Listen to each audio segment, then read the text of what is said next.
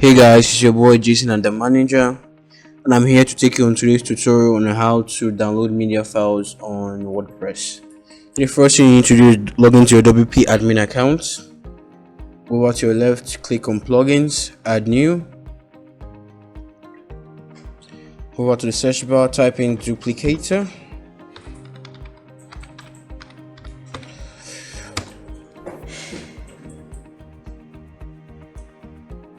So the first one you see there is duplicator WordPress migration and backup plugin. Install.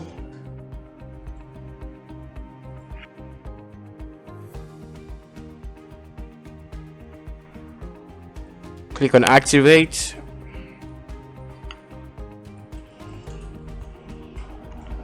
So once it's done activating, it will show you the page you see above. So click on create your first package. So name this file over here.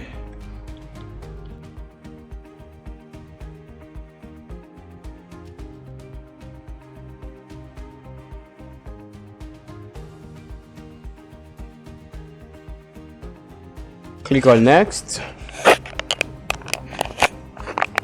So it's going to scan your website for any errors or viruses.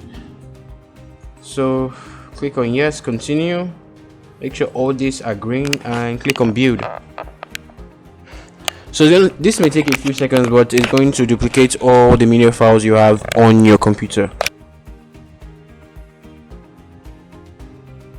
So guys, it's done installing. So you can see you can download either files or download each. So but for this video we're going to download either files. I mean both of the files. So that's 81.14 MB. So this may take a few seconds. So sit back and relax and allow it download. So guys, once it's done downloading, go over to your desktop and extract your file.